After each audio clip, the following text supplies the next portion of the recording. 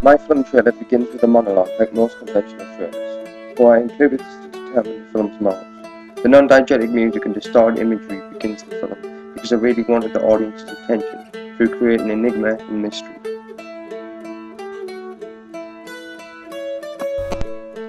I shot the film on 8mm video to capture the bold colours and bright contrasts. They challenge the conventions because in most suburban thrillers, audiences know exactly what's going to happen within the first few seconds of the trailer because the grayscale fail and they really try and overuse the tragedy of living in a suburban working class area.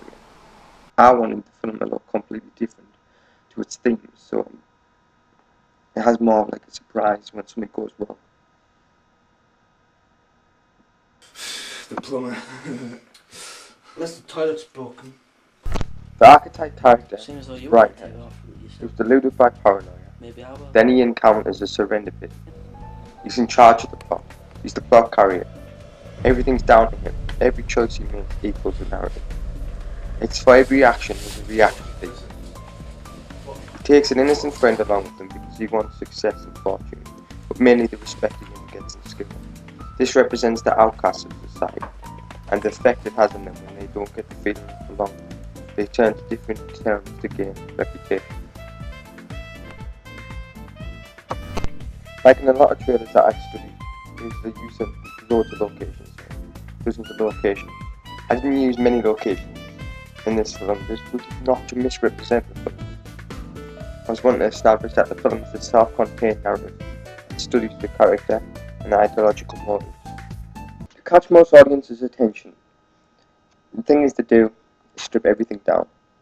Like in most Hollywood films, they contain loads of explosions and fast-paced narratives. I find when I go to the pictures, not only in art house audiences, but in mainstream multiplex cinemas, audiences wait until the serious situations arise. Then they watch the characters' reactions so they can relate and identify with the screen. So in this I strip everything away, any devices of action or mindless entertainment, and thought of the most fundamental idea. Then I question the audience. It's almost as if I say he's a set of characters. You find a bag full of money, single handgun, what would you do? It's not only a test of your morals, it's a really interesting thing to think about.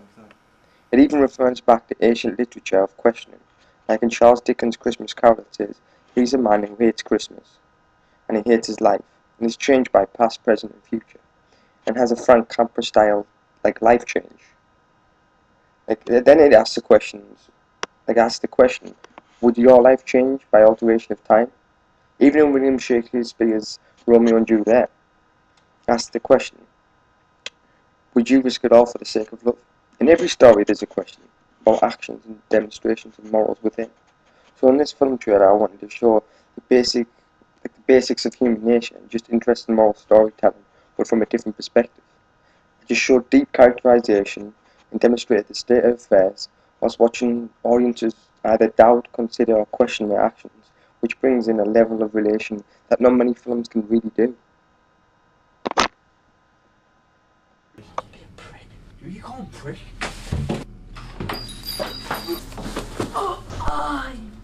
The narrative of my film trailer conforms to other real media products because it shows a range of emotions that the film has to offer, and how tension slowly increases as the film progresses, which represents the film perfectly. As I mentioned earlier in my blog, I find a lot of trailers misrepresent different films. It's as if they interest different audiences. Like if a Hollywood film was distributed and marketed in the spirit of an art house film, the art house audiences would go and see it, and often be disappointed. It's vice versa, really. My main focus throughout was to try and create a trailer that was different, like the film, but actually that something that captures the personality it has.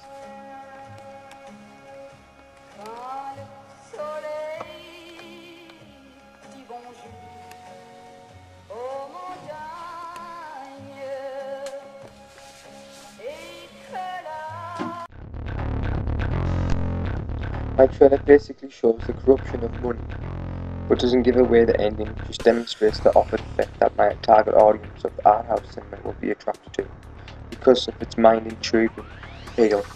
A film magazine conforms to the conventions of real media products, first of all because of its variety of fonts used to represent the magazine, Magazines often do this to establish that the magazines are not all about the same thing, to show that it has range and diversity.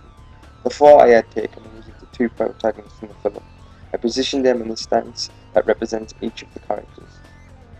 For instance, I had the character of Brian looking at the gun with a concentrated face to show that he's fixated with the issue at hand and the jeopardy that the character holds. Again, the concern on Don's face illustrates that he's anxious character and how he's turned toward Brian and he's looking not only worried You've lost my but trust. with like a disposition of I sympathy can't guarantee and how he wants the best for his friend. He doesn't want either of them to get into It trouble. seems as though you obviously pointed out that I should take it all. Why? Doesn't sound like such a bad idea. But the magazine's not always trying to conform to main media products. It's an independent magazine. That's my biggest criticism of the magazine, is that it doesn't capture the whole independent feel, because it's an independent magazine about independent filmmakers. I included other images to address that the magazine doesn't just focus on social realism despite being the issue's title. I emphasized around the green fallen money, not only to fit the colour scheme, but to show that the colour green on a connotational level represents jealousy and presents like a dominantly threatening colour. Also, the colour green I've realised will stand out on most magazine racks and most retail stores because they're mainly consumed by gossip magazines about celebrities that are targeted at women. So the strong colours on those magazine racks will be like pinks and yellows.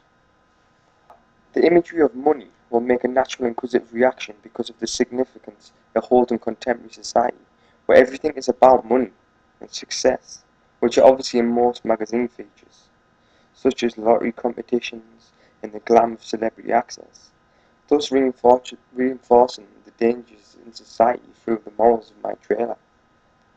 Now moving on to my film poster. Here my film poster challenges the real media products because it contains just a singular bathtub full of blood and money. But I took this influence from posters like Full Metal Jacket and Fight Club because they reinforce the theory of less is more.